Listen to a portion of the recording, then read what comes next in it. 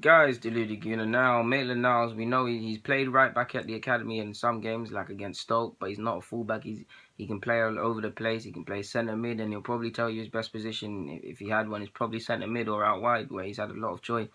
To get into the side, especially as a young player, you just want to ultimately play games. It's good to develop you. You see a lot of centre mids become right backs, and a lot of right backs become centre mids. For new position, you learn a new appreciation for the game. Of course, it's not a midfield role, but out wide you have less time and things of that nature.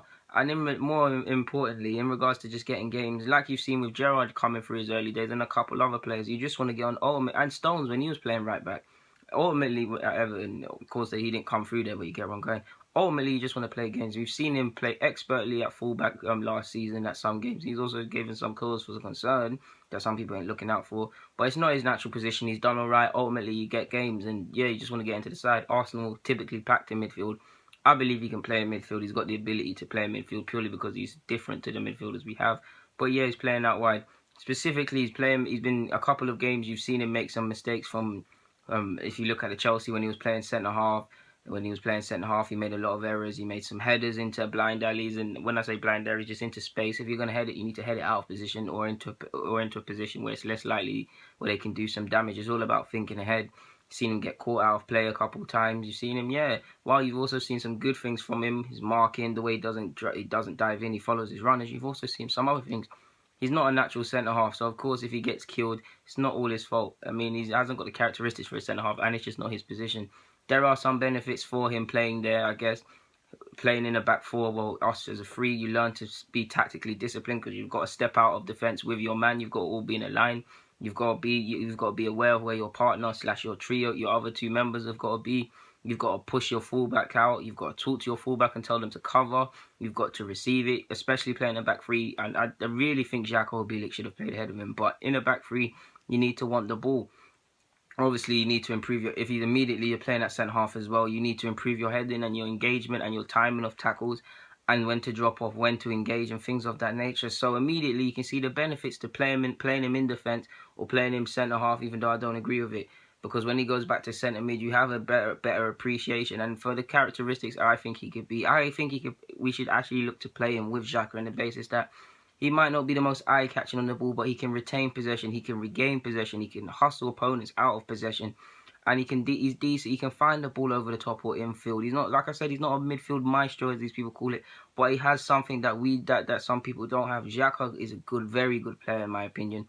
Will earn a lot more plaudits next year and should be our first choice centre mid in the pairing or whatever you call it. He needs someone more mobile, more agile, more industrial than him.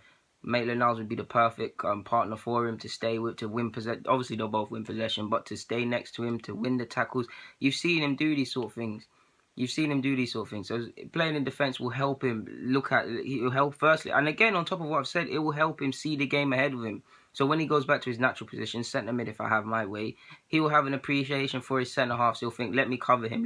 My left side is centre half, my right side is centre half. Someone might be there, let me cover or whatever. You get where I'm going. Added to that, if he was to go and play right back again, assuming I'm talking in regards to him playing centre half against Chelsea, he has an appreciation for the centre half, what they have to do. So subconsciously, he's going to want to help his man, cover his man, and things of that nature. On top of just getting experience, a lot of the errors were self-inflicted, of course, on Wenger's part in the sense that that's not his position. Self-inflicted on Maitland Niles' part as well.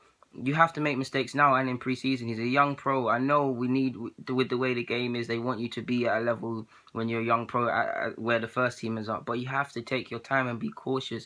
You just thank God he's done it in pre-season. This is the time to learn. This is the time to react rather than in the season. Because you've seen with Arsenal fans, they will hold you up and they'll love you, but they'll quickly tear you apart. They're very fickle in that aspect. Not just us, all sorts of fans. But you get where I'm going with that. He's a player I've got a lot of time for, man. You can only learn by making these sort of mistakes, by seeing how high the level is. These sort of headers and these sort of blind passes and underhit passes and no-look passes without proper weight behind them, hospital passes as I call them, you can get away with them in academy football. You can't get away with them here. He's a young boy, he's 19, turning 20, he's got a long way to go. We just need to be patient, and I believe he can be a decent player. Or if he's not a decent player here, he can have a good career. He's definitely going to have a career. He's definitely not going to be one of these that are floating club to club and can't know if they're going to get a contract and things of that nature. But yeah, and on top of that, he also improves 1 versus 1 playing in defence. Now that improves you in the middle of the park as well, because you know when to make a tackle and when to try and win it, and when to not let someone get away with it, when to make a tackle, when to make a foul. Like you've seen with Coquelin. Coquelin has trouble in the sense that he likes to win the ball too much. He thinks he can win every ball. Maitland Niles can now learn from that and think, yeah, I can't win the ball now. Let me drop off. Let me just stay tactically in position, or let my fellow midfielder engage with him, and we'll double up on him 2 versus 1. It's all about learning, man. I know in football, and more specifically in England, there's an emphasis on. I know, yeah, they're looking for technically good players with their feet now, but you're seeing the biggest and the strongest. The game will always belong to who can think the quickest. You think the quickest, you'll always win a football match. Well, you won't always win it, but you get where I'm going with that. Like, we should really look at Maitland Niles and Xhaka together. I think Wenger's really trying to get a centre mid low key if he can see one, or he's trying to keep that spot open for something. So who knows? Maitland Niles, I will say to him as well, I do believe he's done he can I guess he could learn to be a fullback, and he can play fullback now to get games, but you don't want to run the risk of becoming a utility man, because once you become a utility man, there's no coming back from that.